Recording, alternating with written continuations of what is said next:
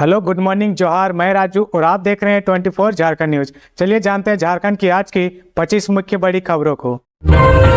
लोहरदगा, गुमला समेत इन 7 जिलों में ओबीसी अभ्यर्थियों को ईडब्ल्यूएस के तहत मिलेगा आरक्षण, देना होगा प्रमाण पत्र। कैबिनेट ने राज्य के 7 जिलों में पिछड़ा वर्ग ओबीसी व बीसी को जिला स्तरीय नियुक्ति में आर्थिक रूप से पिछड़ा वर्ग ईडब्ल्यूएस कोटा के तहत आरक्षण देने का फैसला किया गया है। लोहरदगा, गुमला, सिमडेगा, पश्चिमी सिंहभूम, दुमका, लातेहार व खूंटी में पिछड़ा वर्ग के अभ्यर्थी ईडब्ल्यूएस के लिए आरक्षित 10% सीटों के तहत आवेदन दे सकेंगे। हालांकि इसके लिए पिछड़ा वर्ग के अभ्यर्थियों को ईडब्ल्यूएस की अर्हता पूरी करते हुए प्रमाण पत्र देना होगा।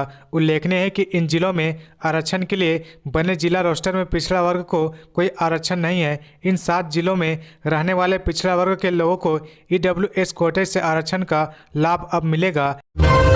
गिरिडीह में उपद्रवियों ने खंडित किया बजरंगबली की मूर्ति, लोगों में आक्रोश। गिरिडीह जिले के मुसफिल थाना इलाके के सीहोडी मोरियापुरी में बीती रात को असामाजिक तत्वों के द्वारा बजरंगबली की प्रतिमा को खंडित कर दिया गया। जैसे इसकी सूचना मोहल्ला वासियों को मिली तो काफ़ी संख्या में मोहल्ले के लोग मौके पर पहुंचे और प्रतिमा को खंडित करने वाले दोषियों की गिरफ्तारी करने की मांग को लेकर नारेबाजी करने लगे। हालांकि घटना की जानकारी मिलने के साथ ही तुरंत एसडीपीओ अनिल कुमार सिंह, मुसफिल थाना प्रभारी कमलेश पासवान, एसआई प्रमोद प्रसाद समेत भारी संख्या में पुलिस मौके पर पहुंच गई और आसपास लगे सीसीटीवी फुटेज खंगाल रही है। इधर पुलिस का कहना है कि यह करतूत असामाजिक तत्वों के द्वारा की गई है, जिसकी गिरफ्तारी जल्द कर ली जाएगी।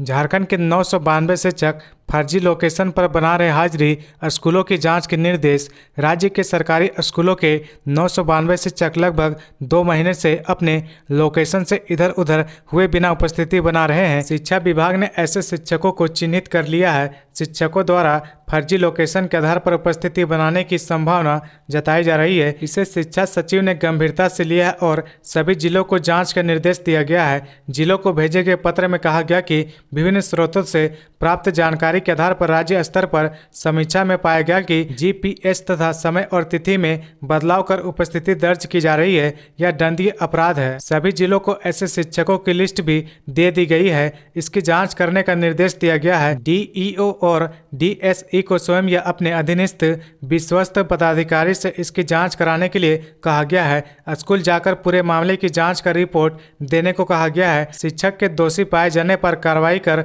जानकारी भी देने का निर्देश दिया गया है। प्राकृतिक आपदा से हुआ नुकसान तो किसान घबराए नहीं, हेमंत सरकार की इस योजना से मिलेगी सहायता।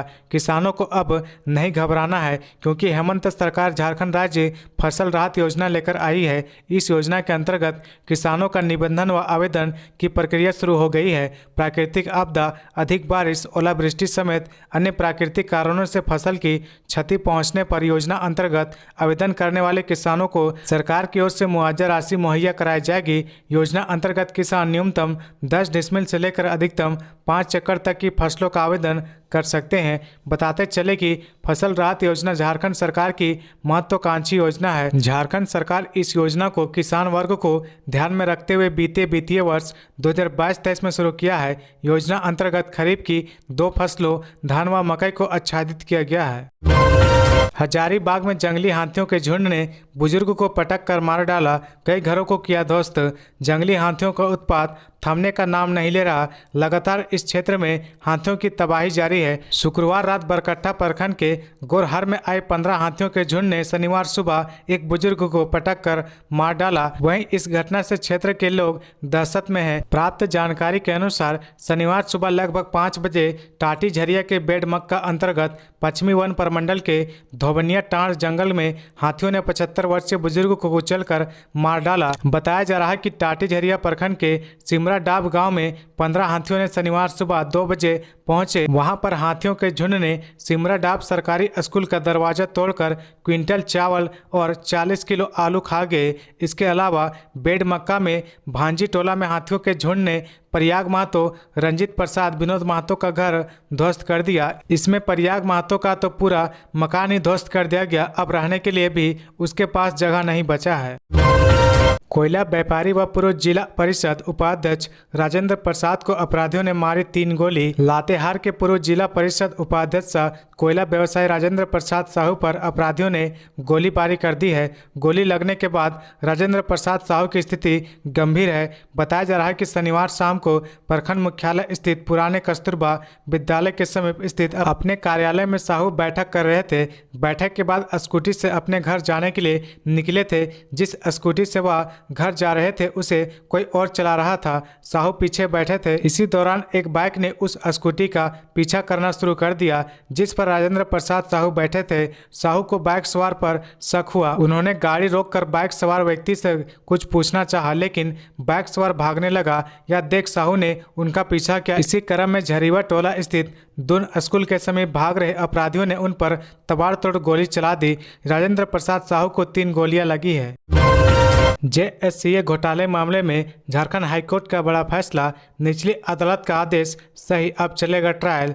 झारखंड हाईकोर्ट के जस्टिस अनिल कुमार चौधरी की अदालत ने JSCA के 196 करोड़ रुपए के घोटाले मामले में निचली अदालत के आदेश को चुनौती देने वाली याचिका पर सुनवाई की। प्रार्थी और प्रतिवादी का पक्ष सुनने के बाद अदालत ने निचली अदालत के आदेश को सही ठहराते हुए याचिका खारिज कर दिया है। अदालत ने कहा कि संज्ञान आदेश में जो तथ्य आया है उससे प्रथम दृष्टया मामला बनता है, इसलिए मामले में ट्रायल चलेगा। इससे पूर्व शिकायतकर्ता उज्जवल दास की ओर से अधिवक्ता सौरभ शेखर व अधिवक्ता अनुराग कुमार ने प्रार्थियों की दलील का विरोध करते हुए बताया कि JSCA के उक्त तत्कालीन अधिकारियों ने वित्तीय अनियमितता की है, उनके खिलाफ मामला बनता है। निचली अदालत का जो आदेश है वह पूरी तरह से उचित है। अधिवक्ताओं ने याचिका को निरस्त करने का आग्रह किया है। उल्लेखनीय है कि प्रार्थी JSCA के पूर्व सचिव राजेश वर्मा, पूर्व कोषाध्यक्ष गोविंदो मुखर्जी व आजीवन सदस्य रंजीत कुमार सिंह की ओर से क्रिमिनल क्वेशिंग याचिका दायर की गई थी। प्रार्थियों ने जमशेदपुर की निचली अदालत के संज्ञान आदेश व चल रही आपराधिक कार्रवाई को चुनौती दी थी। बाबूलाल मरांडी का वादा, पसमानदा मुस्लिमों को विकास से जोड़ेगी बीजेपी। झारखंड के प्रथम मुख्यमंत्री सह प्रदेश बीजेपी के अध्यक्ष बाबूलाल मरांडी ने वादा किया है कि पसमानदा मुस्लिमों को विकास के साथ जोड़ा जाएगा। बीजेपी नेता ने शनिवार को एक कार्यक्रम में कहा कि देश के प्रधानमंत्री नरेंद्र मोदी अल्पसंख्यकों, गरीबों, दलितों को ध्यान में रखकर योजनाएं बना रही है। मोदी सरकार की योजनाओं का सबसे ज्यादा लाभ अल्पसंख्यकों को मिल रहा। उन्होंने कहा कि झारखंड में बीजेपी की सरकार बनेगी तभी यहाँ के पसमानदा मुसलमानों का भी भला होगा। भारतीय जनता पार्टी बीजेपी प्रदेश अल्पसंख्यक मोर्चा की कार्य समिति की बैठक में कार्यकर्ताओं को संबोधित करते हुए भाजपा के प्रदेश अध्यक्ष बाबूलाल मरांडी ने कहा कि आज़ादी के बाद से पसमानदा मुस्लिम समाज विकास से बहुत दूर है। आज भी यह समाज पिछड़ा है। इस समाज को विकास से जोड़ने के लिए देश के प्रधानमंत्री नरेंद्र मोदी पूरी तरह से कटिबद्ध है। सबका साथ, सबका विकास, सबका विश्वास में अंत्योदय भाजपा सरकार की प्राथमिकता है। इलेक्ट्रो स्टील के मैनेजर की दुर्घटना में मौत पर उबाल, ट्रक फूंका, सड़क जाम कर धरना पर बैठे। धनबाद के सिंदरी झरिया मार्ग पर चास नाला सेल बी टाइप कॉलोनी के निकट शुक्रवार की रात 7:30 बजे दुर्घटना में इलेक्ट्रो स्टील वेदांता के प्रबंधक 32 वर्षीय संदीप सुमन राय उर्फ मिंटू राय की मौत हो गई। बाइक पर ड्यूटी से लौट रहे कांड्रा बस्ती निवासी संदीप को अज्ञात वाहन ने कुचल दिया। वह बुरी तरह से घायल हो गए। आसपास के लोगों की नज़र घायल पर पड़ी तो सूचना पाथरडीह पुलिस को दी गई। पुलिस ने संदीप को चास नाला CSC में भर्ती कराया। वहां डॉक्टरों ने उसे मृत घोषित कर दिया। जैसे ही घटना की जानकारी परिजनों और मोहल्ले वालों को मिली, लोग आक्रोशित हो उठे। वे कांड्रा बाजार पहुंचे और वहां से गुजर रहे एक मालवाहक ट्रक को रोककर ड्राइवर को नीचे उतार लिया और उसे आग के हवाले कर दिया। ट्रक धो धो कर जल उठा। इसके बाद आक्रोशित लोगों ने वहां से गुजर रहे ट्रकों व हाईवे को रोकना शुरू किया। इस दौरान आक्रोशित भीड़ पत्थर और डंडा मारकर इन बड़े वाहनों का शीशा तोड़ती चली गई। 1 दर्जन से अधिक वाहनों का शीशा टूट गया। आक्रोशित लोग इतने में रुके नहीं, सिंदरी झरिया मुख्य मार्ग को जाम कर धरना पर बैठ गए। हजारीबाग के कटकम सांडी में 5 किलो अफीम के साथ 9 गिरफ्तार। 5,80,000 नकद बरामद। हजारीबाग जिले के कटकमसांडी पुलिस ने शनिवार को 5 किलो अफीम के साथ 9 लोगों को गिरफ्तार किया है। इनके पास से 5,80,000 रुपए नकद व 2 मोटरसाइकिल, 1 कार और 4 स्मार्टफोन बरामद हुए हैं। हजारीबाग एसपी मनोज रतन चौबे को मिली गुप्त सूचना पर पुलिस ने यह कार्रवाई की है। इस बाबत डीएसपी मुख्यालय राजीव कुमार के नेतृत्व में छापेमारी दल का गठन किया गया। छापेमारी दल में कटकमसांडी के थाना प्रभारी प्रशांत कुमार मिश्रा सहित कई पुलिस अधिकारी और जवानों को शामिल किया गया। बताया जाता है कि गुप्त सूचना मिली थी कि चतरा की ओर से मोटरसाइकिल एवं कार से अफीम तस्कर काफी मात्रा में अफीम हजारीबाग की ओर ले जा रहे हैं। सूचना के आधार पर कटकमसांडी पुलिस ने त्वरित कार्रवाई करते हुए कटकमसांडी हाई स्कूल के पास बैरियर लगाकर चतरा हजारीबाग मुख्य सड़क पर आने जाने वाले वाहनों की सघन चेकिंग शुरू कर दी। चेकिंग के दौरान चतरा की ओर से 2 मोटरसाइकिल एवं उसके पीछे 4 पहिया वाहन आते दिख वाहन जब चेकिंग स्थल के करीब पहुंचे तो पुलिस को देखते ही गाड़ी मोड़कर भागने की कोशिश करने लगे। सीएम आवास में इंडिया की बैठक। मुंबई में होने वाली इंडिया की बैठक में शामिल होंगे सीएम हेमंत। डुमरी उपचुनाव की रणनीति पर हुई चर्चा। सीएम आवास में Indian national development inclusive alliance की बैठक हुई। बैठक की अध्यक्षता हेमंत सोरेन ने की। बैठक में डुमरी विधानसभा उपचुनाव में झारखंड मुक्ति मोर्चा प्रत्याशी की जीत सुनिश्चित करने की रणनीति तैयार करने पर विस्तार से विचार विमर्श हुआ। मुख्यमंत्री हेमंत सोरेन ने कहा कि डुमरी विधानसभा उपचुनाव के लिए नामांकन की प्रक्रिया शुरू हो चुकी है।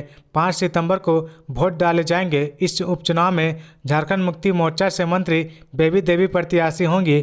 उनकी जीत सुनिश्चित करने के लिए INDIA में शामिल और हमारे सहयोगी बूथ स्तर तक सघन जनसंपर्क अभियान चलाने में जुट जाएं। बूथों पर अपनी मजबूत उपस्थिति से हम अपने प्रत्याशी की जीत को और भी पक्की करेंगे। झामुमो के केंद्रीय कार्यकारी अध्यक्ष और राज्य के मुख्यमंत्री हेमंत सोरेन ने सभी सहयोगी दलों के कार्यकर्ताओं से कहा कि वे सरकार की उपलब्धियों और डुमरी विधानसभा क्षेत्र में दिवंगत मंत्री जगन्नाथ महतो के द्वारा किए गए कार्यों से जनता को अवगत कराएं। धनबाद में भूधसन, बाल बच्चा मजदूर का परिवार पड़ोस की महिला जहरीली गैस से बेहोश, अस्पताल में भर्ती।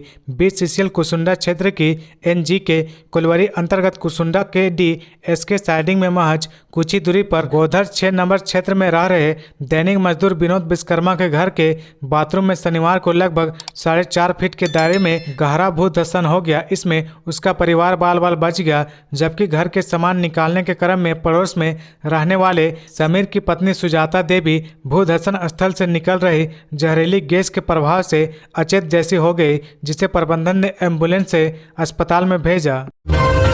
रांची रेल मंडल से ट्रेनों के परिचालन में बदलाव। संतरागाछी में इंटरलॉकिंग बनी वजह, 4 ट्रेनें रद्द, 4 के रूट में बदलाव। रांची रेल मंडल के अंतर्गत खुलने वाले 8 ट्रेनों के परिचालन में बदलाव किया गया है। रांची रेल मंडल की ओर से जारी नोटिफिकेशन के अनुसार कुल 8 ट्रेनों में बदलाव किया गया है, जिसमें 4 ट्रेनें की टाइमिंग में बदलाव किया गया है तो 4 ट्रेनों ऐसी है जिसे रद्द कर दिया गया है। रेलवे की ओर से इसकी डिटेल्स जारी कर दी गई है। ट्रेनों के परिचालन में यह बदलाव 14 अगस्त के लिए किया गया है। रेलवे की ओर से दी गई जानकारी के अनुसार राजधानी रांची से हावड़ा व बोकारो जाने वाली ट्रेनों में बदलाव किया गया है। वहीं पुरी भुवनेश्वर जाने वाली यात्रियों के लिए भी यह जरूरी खबर है। हटिया से हावड़ा व बोकारो जाने वाली ट्रेनों को रद्द कर दिया गया है। वहीं कुछ ट्रेनों के रूट डाइवर्ट किए गए हैं। नॉन इंटरलॉकिंग कार्य के चलते ट्रेनों का परिचालन प्रभावित रहेगा। JJMP के आपसी झगड़े में 5 लाख के इनामी जोनल कमांडर गणेश लोहरा समेत 2 उग्रवादियों की मौत। झारखंड के पलामू जिले के पांकी में झारखंड जन मुक्ति परिषद JJMP के आपसी झगड़े में 5 लाख के इनामी जोनल कमांडर गणेश लोहरा समेत 2 उग्रवादियों की मौत हो गई। बताया जा रहा है कि JJMP के सब जोनल कमांडर छोटे लाल व सुनेश उरांव ने इस घटना को अंजाम दिया है। पूरा विवाद लेवी के पैसे व हथियार को लेकर हुआ है। बात इतनी बढ़ गई कि आपस में उन्होंने गोलीबारी कर ली। इसमें 2 उग्रवादियों की मौत हो गई। पांकी थाना क्षेत्र के होटाई गांव में JJMP उग्रवादियों की बैठक में लेवी के पैसे व हथियार को लेकर हुए विवाद में चली गोली में 2 उग्रवादी मारे गए उग्रवादी में जोनल कमांडर गणेश लोहरा व संतोष यादव शामिल है। जोनल कमांडर गणेश लोहरा 5 लाख का इनामी था। वह पांकी थाना क्षेत्र के ताल गांव का रहने वाला था। उसकी पत्नी ताल पंचायत की मुखिया है, जबकि संतोष यादव गढ़वा जिले के रमकंडा थाना क्षेत्र के मंगराही गांव का रहने वाला था। संतोष यादव 10-12 साल से जेजेएमपी से जुड़ा था। झामुमो ने केंद्र सरकार को दी चेतावनी, हमें डराए नहीं, नाराज हुए तो देश की बत्ती हो जाएगी गुल। ईडी द्वारा मुख्यमंत्री हेमंत सोरेन को समन देकर 14 अगस्त को बुलाया गया है। इस पर झामुमो ने केंद्र सरकार को चेतावनी देते हुए कहा कि हमें डराए नहीं, हम अगर नाराज हो गए तो देश की बत्ती गुल हो जाएगी। पूरे देश के बिजली प्लांटों में कोयला झारखंड से ही जाता है। झामुमो के केंद्रीय महासचिव सुप्रियो भट्टाचार्य ने रांची के हरमू स्थित प्रदेश कार्यालय में पत्रकारों से यह बात कही। उन्होंने कहा कि हेमंत सरकार किसी से डरने वाले नहीं है। विश्व आदिवासी दिवस आयोजन के ठीक एक दिन पहले ऐसा कर क्या संदेश देना चाहते हैं। हेमंत सोरेन को पता है कि महाजनों, सामंतों, सूदखोरों, शोषण व अत्याचार के खिलाफ कैसे लड़ाई लड़ी जा सकती है, लड़ाई लड़ी जाती है। हम आदिवासी डरने वाले नहीं हैं। हेमंत शिबू सोरेन के बेटे हैं। संघर्ष भट्टाचार्य ने कहा कि वे बॉन्ड पेपर पर लिख कर देते हैं कि समय आने पर सबका पर्दाफाश करेंगे। यह लड़ाई राजनीति और कानूनी दोनों तरीके से लड़ेंगे और हम जीतेंगे, क्योंकि सत्य परेशान हो सकता है, पराजित नहीं। श्री भट्टाचार्य ने कहा कि भाजपा ने कभी आदिवासी दिवस मनाया ही नहीं, क्योंकि उनकी प्राथमिकता में आदिवासी कभी रहा ही नहीं। उन्होंने कहा कि हेमंत सरकार के बनते ही ये साजिशें रचकर किसी तरह उन्हें हटाना चाहते हैं। जिस मनरेगा घोटाले को हमने उजागर किया, उसी का बहाना बनाकर केंद्रीय एजेंसी राज्य में घुसी है। आयुष्मान योजना में झारखंड के अस्पताल गड़बड़ी करने में सबसे आगे, बेड क्षमता से अधिक मरीजों का दिखाया इलाज। आयुष्मान भारत योजना में गड़बड़ी करने वाले अस्पतालों पर लगाए गए 17.28 करोड़ के जुर्माने में सबसे अधिक हिस्सा झारखंड के अस्पतालों का है। योजना में गड़बड़ी करने के आरोप में यहां के अस्पतालों पर 10.40 करोड़ रुपए का दंड लगा है। आरोप है कि राज्य के 47 अस्पतालों ने बेड क्षमता से ज्यादा मरीजों का इलाज दिखाया है। वहीं पलामू जिले से 5 अस्पतालों को डी-इम्पैनल किए जाने के बाद भी मरीजों का इलाज किया और 1.37 करोड़ का भुगतान लिया। आयुष्मान कार्डधारियों के दवा और जांच आदि के नाम पर पैसे भी वसूले गए। लोकसभा में पेश दवा और जांच आदि के नाम पर पैसे भी वसूले गए। लोकसभा में पेश आयुष्मान भारत योजना से संबंधित भारत के नियंत्रक महालेखक परीक्षक की रिपोर्ट में इन तथ्यों का उल्लेख किया गया है। जूस दुकान के मालिक और कर्मचारी की हत्या, बीच सड़क में बाइक रोककर मारी, माथे में गोली। मृतक ने की थी लिखित शिकायत, मेरी जान को खतरा है। राजधानी रांची में जूस दुकानदार की गोली मारकर हत्या कर दी गई। घटना के बरियारपुर थाना क्षेत्र के चिरौंदी स्थित रविंद्र नगर कॉलोनी की है। तमाम प्रयासों के बाद भी झारखंड पुलिस अपराध पर नियंत्रण नहीं कर पा रही है। अपराध खुलेआम हथियार लेकर घूम रहे हैं। मुकेश ने 1 महीने पहले ही अरगोड़ा थाने में लिखित शिकायत दर्ज कराई थी कि उसकी जान को खतरा है, कुछ लोग उसका पीछा कर रहे और जान से मार सकते हैं। लिखित शिकायत में मुकेश ने बताया था कि 2-3 साल पहले भी उसे जान से मारने की धमकी मिली थी। अब उसका पीछा किया जा रहा है। लोग मौके की तलाश में हैं। इस लिखित शिकायत के बाद भी इस मामले को पुलिस ने गंभीरता से नहीं लिया।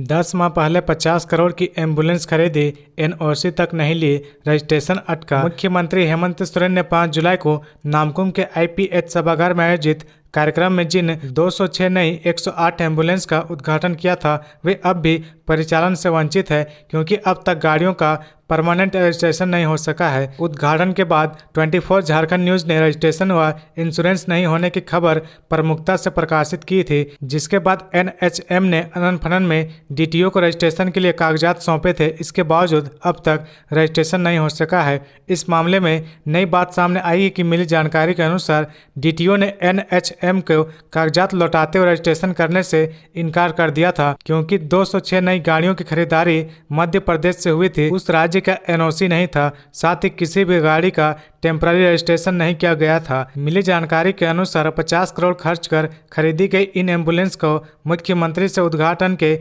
35 दिन बाद अब जाकर अस्थायी रजिस्ट्रेशन कराया जा सका है। 2 दिन पहले दोबारा रजिस्ट्रेशन के लिए रांची डीटीओ कार्यालय में कागजात जमा किए गए हैं।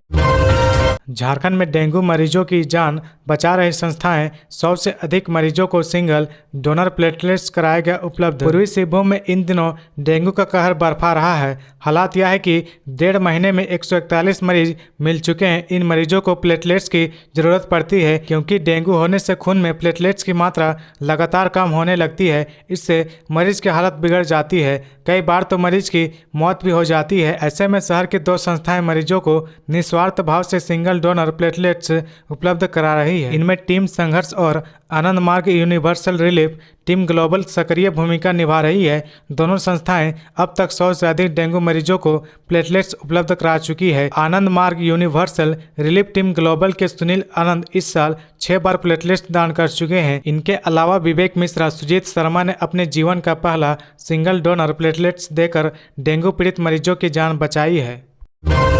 जयपाल जुलियस खन्ना साहित्य अवार्ड अरुणाचल प्रदेश, महाराष्ट्र व पश्चिम बंगाल के 3 युवा लेखक होंगे सम्मानित। अरुणाचल प्रदेश, महाराष्ट्र और पश्चिम बंगाल के 3 युवा लेखकों को वर्ष 2023 का जयपाल जुलियस खन्ना साहित्य अवार्ड दिया जाएगा। यह अवार्ड उनकी मौलिक पांडुलिपियों गोमती, गोमुख, हेमटू और सोमरा का दिसुम के लिए नवंबर में रांची में आयोजित अवार्ड समारोह में प्रदान किया जाएगा। रांची में प्यारा करकेट्टा फाउंडेशन की मुख्य कार्यकारी और सुप्रसिद्ध आदिवासी लेखिका वंदना टेटे ने इसकी घोषणा की है। जयपाल जुलियस खन्ना साहित्य अवार्ड पिछले साल विश्व आदिवासी दिवस के अवसर पर शुरू किया गया है। यह भारत की किसी भी आदिवासी भाषा में रचित 3 मौलिक रचनाओं को दिया जाता है। वंदना टेटे ने कहा कि भारत में आदिवासी भाषा और लेखन को प्रोत्साहित करने के लिए साहित्य अकादमी की ओर से कोई योजना नहीं है। संविधान की 8वीं अनुसूची में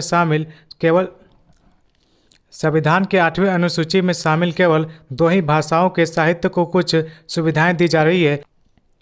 3 मौलिक रचनाओं को दिया जाता है। वंदना टेटे ने कहा कि भारत में आदिवासी भाषा और लेखन को प्रोत्साहित करने के लिए विभाजन विभीषिका दिवस पर संगोष्ठी एवं प्रदर्शनी का आयोजन। बाबूलाल मरांडी होंगे मुख्य अतिथि। पंजाबी समाज द्वारा 13 अगस्त को कृष्णा नगर कॉलोनी रात रोड स्थित श्री राधा कृष्णा मंदिर हॉल में विभाजन विभीषिका दिवस मनाया जाएगा। इसमें समाज के वयोवृद्ध नागरिकों को विशेष तौर पर आमंत्रित किया गया है, जो कार्यक्रम में विभाजन की स्मृतियों का अनुभव लोगों से साझा करेंगे। इस कार्यक्रम में कुछ वर्ष पहले विभाजन के दौरान ही बुजुर्गों की रिकॉर्ड की गई स्मृतियों का वीडियो बड़े स्क्रीन पर डॉक्यूमेंट्री के रूप में लोगों को दिखाया जाएगा। कार्यक्रम की तैयारी को लेकर आज श्री राधा कृष्णन मंदिर में एक बैठक भी बुलाई गई है, जिसमें सभी के बीच जिम्मेदारियों का बंटवारा किया गया है। तो ये थी आज की झारखंड की टॉप बड़ी खबरें। इसी तरह झारखंड की हर छोटी सी बड़ी खबर देखने के लिए आप हमारे चैनल 24 झारखंड न्यूज को सब्सक्राइब करके बेल आइकन प्रेस कर ले, जिससे आपको झारखंड की हर छोटी सी बड़ी खबर की अपडेट आप तक पहुंचता रहे। तो आज के लिए बस इतना ही। हमें दीजिए इजाजत, फिर मिलते हैं नेक्स्ट न्यूज में।